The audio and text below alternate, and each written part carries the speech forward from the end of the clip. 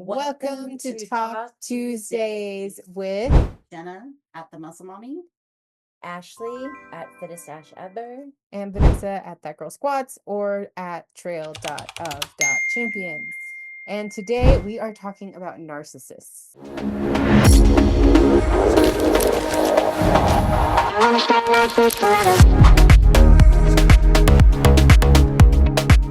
Would you guys have any advice for somebody that might be with a narcissist or has a relationship of friendship or whatever? I personally would say look up Professor Sam Vaknin on YouTube. That is a really good place to start. He's incredible. So he is a twice diagnosed narcissist, and he says, I am a narcissist. And he's, I want to say, one of the first people to ever write a book and author a book on narcissism. And the way he explains it is just crazy. He does this one lecture. He's standing up in front of the crowd and he goes, you see me up here? I'm drinking my coffee. I'm laughing with Barbara. You think I'm funny? I am funny. He's actually really funny. Listen to him. But he goes, but I can assure you there's absolutely nothing going on inside of me. And he goes, I am an entity. And he goes, and it makes it easier for me because I'm made of carbon. I'm a human like you. And he goes, but there's nothing going on inside of me.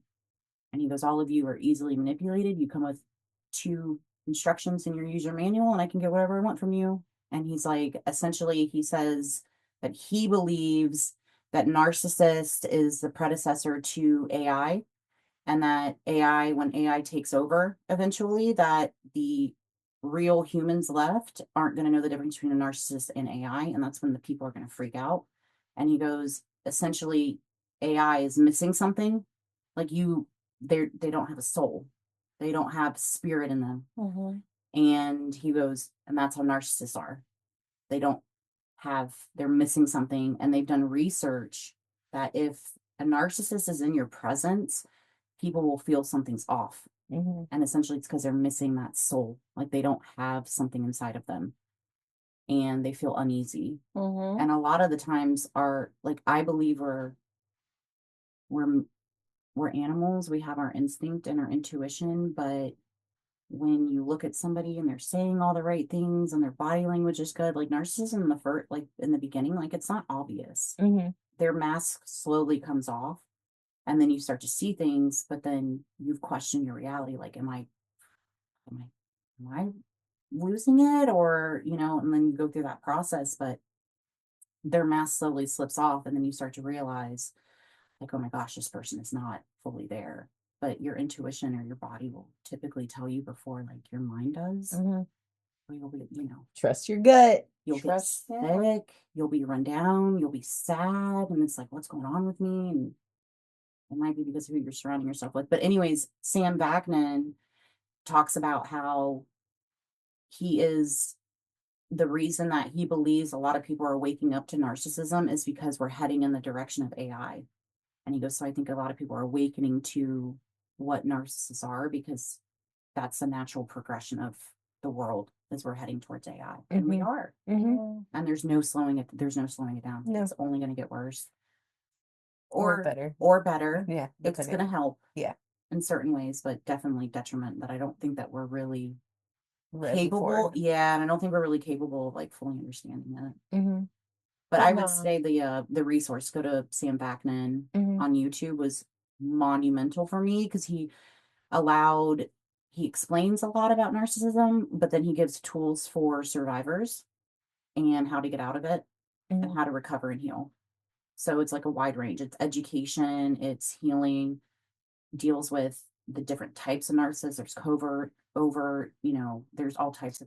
Yeah, there's different narcissist types, which I was debating on talking about, but yeah, because I don't really even know. I think that like I said, I was never really, so I think it's good that you having someone that like, hey, like someone can go to and listen to help them, especially this. It's really good that because I had no idea, I think over time, like I'm always interested in like psychology and like things like that, because it's like I almost wanted to like have reason, understanding of the way people work, you know what I mean? Because I knew that like there was something, I don't know, you just feel like different, you know what I mean? In the sense of wanting to understand more and reading things and like getting into like the things I'm drawn to. We're trying to understand somebody and I like listening and like, I wanted to be like a therapist at one time. I wanted to be, I mean, I wanted to be things that I feel like were kind of really helping and understanding people because I wanted to like probably help and understand myself. You know what I mean? So that really kind of played on,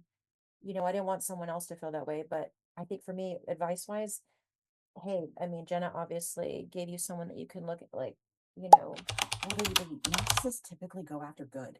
yeah, They go after the good because they see something in you that they don't have. yeah, And Yeah. so they're very envious and jealous of you. mm-hmm, And so what their end goal is to break you down. mm-hmm, And they're not even conscious of it. It's not like something that they're planning out in their head. It's like It just the way that they're inside of them. wired. Yeah. it's Yeah. how they're wired. And as people like us, we're Yeah. nurturing and empathetic, Mhm. and they see that and they just Latch. capitalize. Yeah. Mhm. Yes. And it's like, so when I heard Vakman talking about like I'm an entity, and I was like, holy shit, like devilish.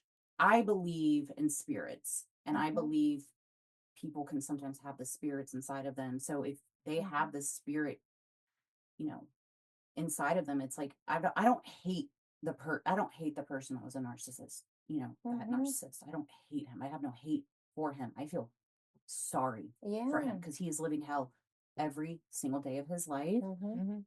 unauthentic, and they also gravitate to the people that they want to be like, but they know they never can. So Mhm. if you're good, they're going to gravitate towards you because they want that, Mhm. and they know they can never be it. So what they do is demolish you in order to bring you down to their level. Mhm. And then once they're done playing with you, they completely discard you like that. Mm-hmm. And then they find a new supply. Mm-hmm. They latch onto that person. And when they get bored with that person, they move on because they're just obsessed with like the chase. Mm-hmm.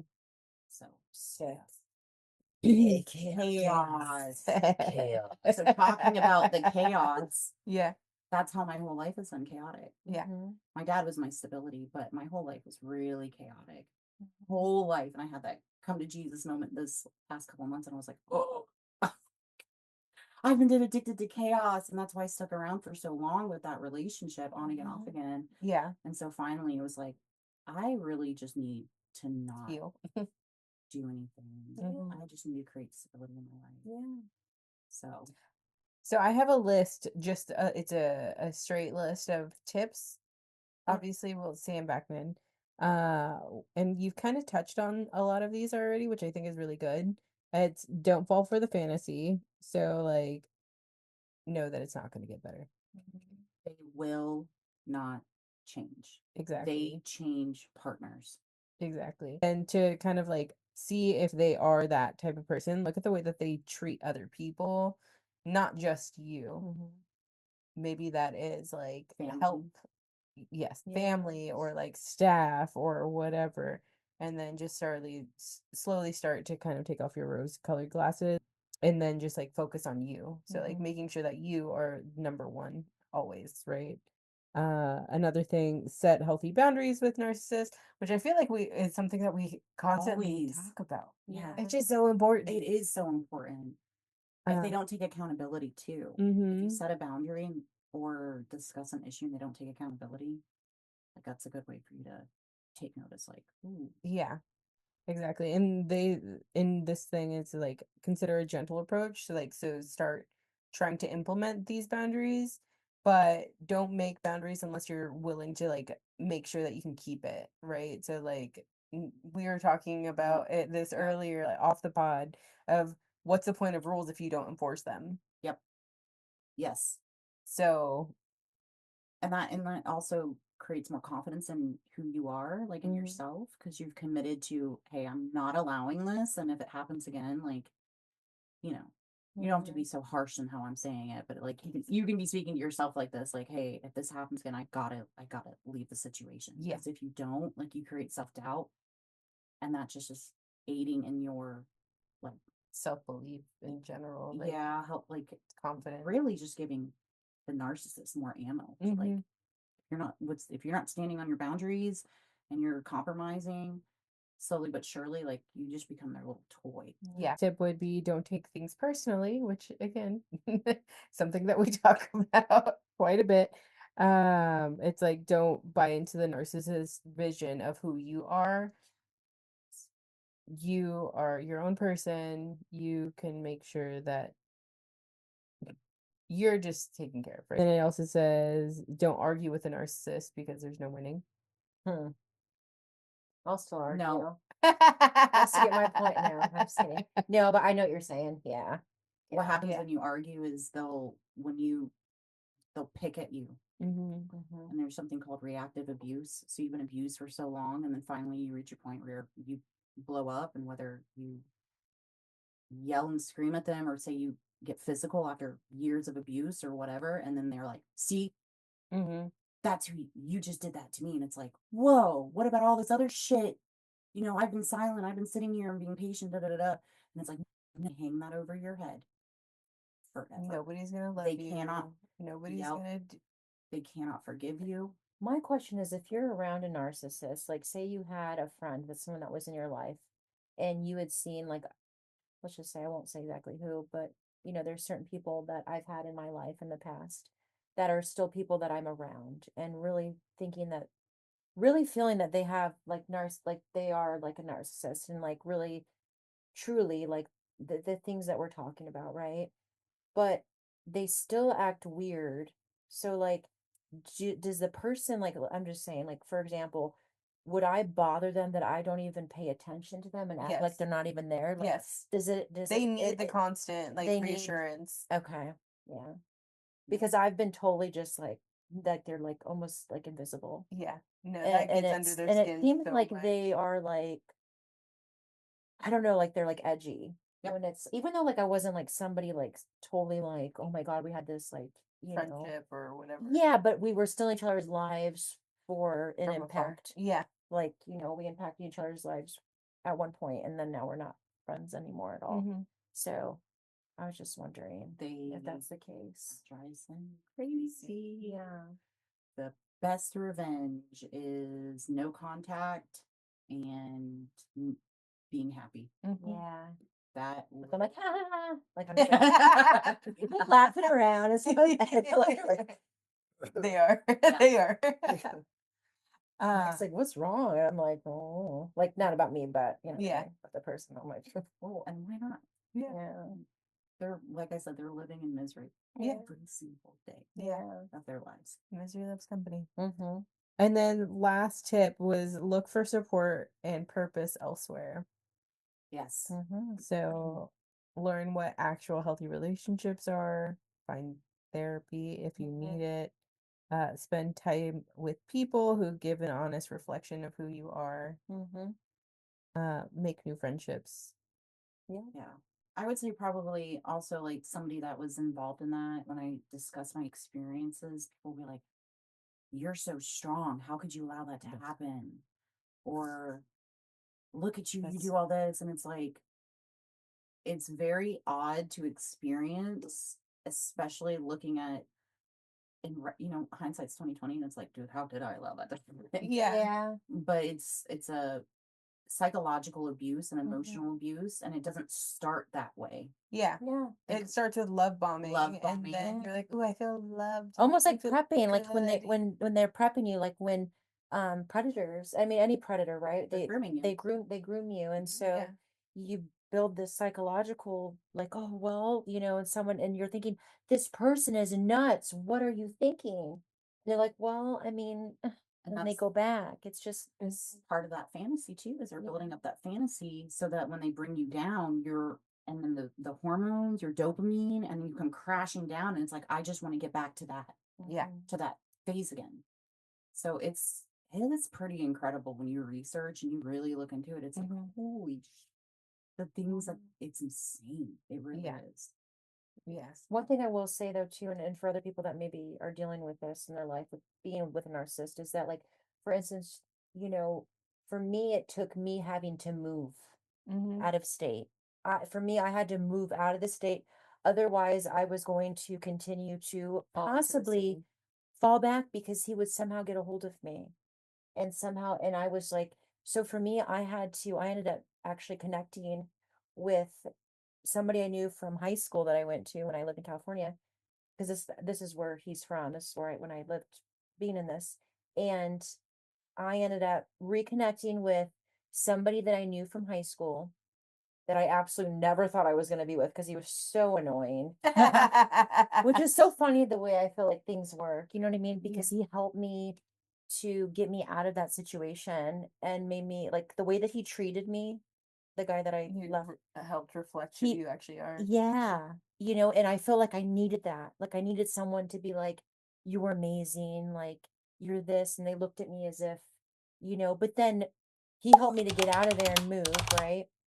But then realize that, I mean, this is going to this. He's not any better. Yeah. You know what I mean? Like he had his own issues. Yeah. And I think that he had his own addictions that like for me, like it just wasn't, it was to help me get out of my situation. Yeah. Right. But that was my situation for me that like I had to move. I had to leave where I was. But now, like over the years, completely moved on from it.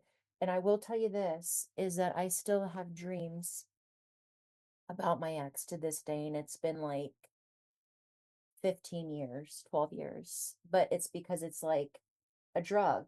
Mm-hmm. And for a while at the beginning, I'd have dreams and they would feel so real that it would make me sick that day. And I would think about it and it was just sick. It'd make me sick. And, occasionally I'll still have a dream about him, but I'm just like, meh. And I'll tell Mike, like, oh, I had this dream again. And he's like, yeah, I understand, but it doesn't affect me anymore. It doesn't have that hold over me anymore. I think But dreams yeah. are a way that this is me being a little bit spiritual again, but I think that's when somebody is really thinking about you. Yeah. Yeah. I think because I believe in that soul tie. Yeah. And that connection. 1,000%. Yeah. And especially even you can develop soul ties even if it's a very bad one. Yeah. So I know and I feel like it was like, I'm going to be honest. And I know that and I feel like I'm going to be honest. Like he's that ex of mine, like evil. yes. Yeah. Like literally pure evil, like something in him. Like he's done some really disgusting things to people. And so I think a part of me felt shame even that I stayed with him because I had got involved in things that I never thought in my life I would do. Right. And that was not part of who I was. You know what I mean? So I felt shame for a long time. And I think that's why at the same time that I would settle with him because I felt like, okay, like I'm shameful with this. Not to keep on going on about this, guys, but just wanted to share. Yeah. I wanted to share that because you may think like, oh my gosh, what do I do? And sometimes it takes different for different people on what we need to do, right? Oh, I think it's really clearly the computer wanted you to stop talking about your ex. I know, honestly, and I think that was, enough was said about that situation as I left off. It just crazy because, things still come, the dreams still come. And so like, you may think, oh my gosh, does this mean I need to be with this person? I'm just letting you know, no, this is just, these are scars, these are things that you're, traumas that you're trying to move on from. And I think that I know that you will eventually feel better about it, and you just have to remind yourself, give yourself grace, and just remind yourself that you will get through this. kind of in essence like PTSD. Yeah, very much. You have like a little flashback there. Your body's trying to remind you of it, and it's kind of like remember it, for the moment, but recognize it like this is no longer the current. We're moving forward. Moving forward. Do not look back. Yeah, that's not where you're going. Yeah. Reminds me of that door in Beetlejuice where you open up and you're in the sand. Oh, yeah. The sand. That's the door. Yep. And then he's a worm. Yeah. He's the worm. But on that note, we're going to close out this episode. So thank you guys so much for watching, listening. You guys have any? Oh, yeah. Like and subscribe, please. Yes. And if you guys have any questions, comments, concerns, drop them in the comments. And don't forget to follow Jenna at the Muscle Mommy. Ashley at fittest Ash ever. And Vanessa at That Girl Squats or at Champions. trail.of.champions. Until next time, we'll see you next time. Bye. Bye. Bye.